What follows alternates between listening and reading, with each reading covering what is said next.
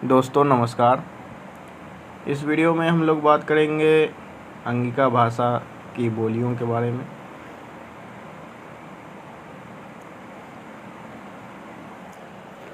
जो अंग प्रदेश से ताल्लुक़ रखते हैं उन्हें पता होगा कि मुंगेर की जो अंगिका है या फिर आप कहें जमालपुर की जो अंगिका है, जो अंगिका लखीसराय की है,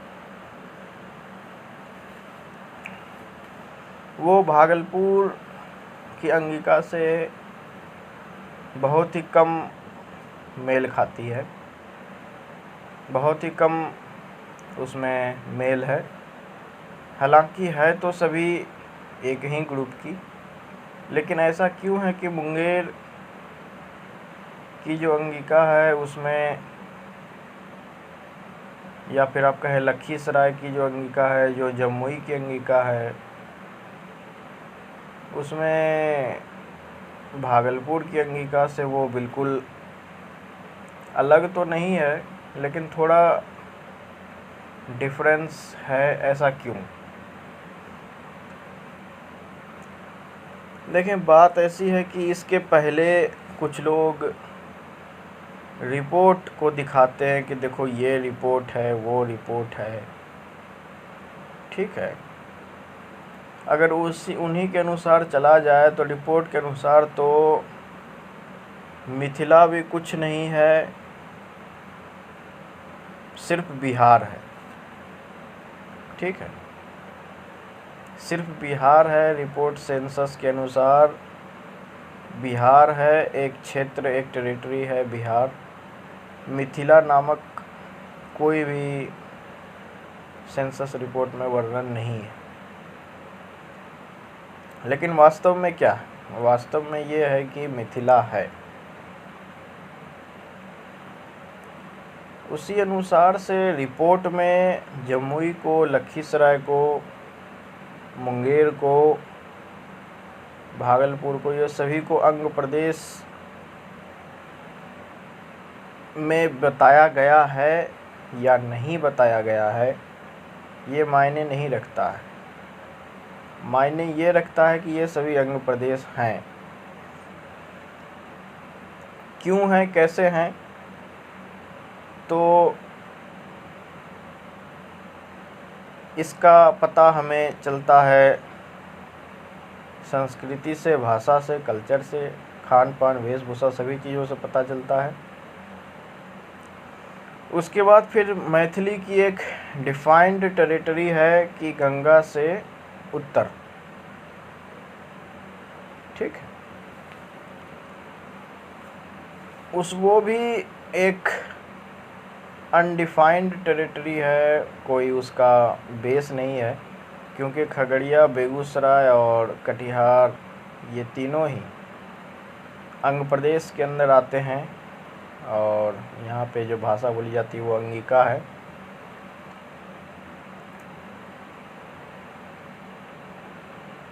तो हमें कुछ लोग ऐसा बताने की कोशिश करते हैं कि इतिहास से जोड़ कर कि देखो ऐसा था, वैसा था। देखो, ऐसा कुछ नहीं है। अगर ऐतिहासिक रूप से देखा जाए तो एक समय चंपारण में भी मैथिली आबादी थी, लेकिन अभी नहीं है। अभी वहाँ पे भोजपुरियों की संख्या अधिक है।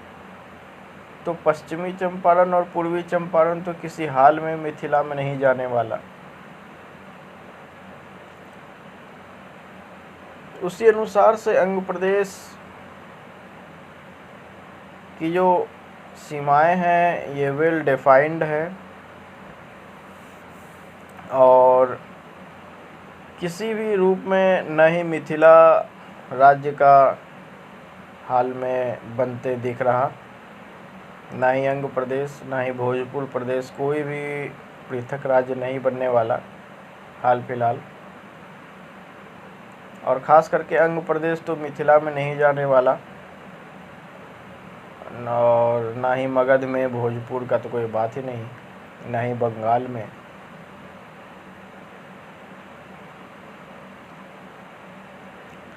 तो हम लोग इस वीडियो में बात करने के लिए आए हैं कि मुंगेर की जो अंगिका है और भागलपुर की अंगिका में अंतर क्यों है? मुंगेर की अंगिका और भागलपुर की अंगिका में अंतर इसलिए है, वो भी बहुत थोड़ा सा अंतर है। वो ये है कि मुंगेर पहाड़ों से और जमुई का जो इलाका है वो पहाड़ों से थोड़ा घिरा हुआ है, ठीक है। और यहाँ पे माइग्रेशन जो हुआ है वो बहुत कम हुआ है। बहुत कम लोग आकर के मुंगेर, लखीसराय, जमुई वगैरह में बसे हैं, क्योंकि ये एक पिछड़ा हुआ इलाका है और ऊपर से नक्सलाइटों की भी यहाँ पे थोड़ी समस्या है। जबकि भागलपुर खुला हुआ है, दक्षिण, पूर्व, उत्तर, पश्चिम सभी दिशाओं से, तो यहाँ पे माइग्रेशन हुआ है। तो यहाँ पे की जो भाषाएं हैं वो बंगला, मगही, अंगिका, मैथिली, ये सभी मिक्स हो गई है। जबकि मुंगेर, जमुई, लखीसराय वगैरह के जो अंगिका है ये कहीं ना कहीं अपने मूल रूप में है, या फिर आप ये कहें कि इसमें चेंज या इवोल्यूशन बहुत कम हुआ है। दूसरी बात ये हो सकती है कि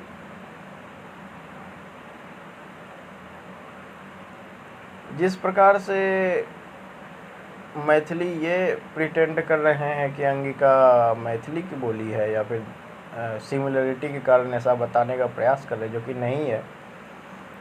हो सकता है कि जो पूर्वी अंगिका भाषी ज़िले हैं उन पर मैथिली का इन्फ्लुएंस या बंगला का इन्फ्लुएंस ज़्यादा हो, वही पश्चिमी अंगिका ज़िलों पर मगही का इन्फ्लुएंस ज़्यादा हो, इसीलिए डिफ्रेंसिएशन हो सकता है। तो ये बात वेल एक्सेप्टेड है कि अंगिका में भी भागलपुर की अंगिका, लखीसराय की अंगिका, मुंगेर की अंगिका, जमुई की अंगिका, इनमें भी वेरिएशंस हैं, लेकिन बहुत कम। तो यही आज जवाब था आप लोगों के क्वेश्चन का। ठीक है, जय हिंद, जय भारत, जय भागलपुर, जय हिंद प्रदेश, मिथिलांचल मुर्दाबाद, मिथिला मुर्दाबाद।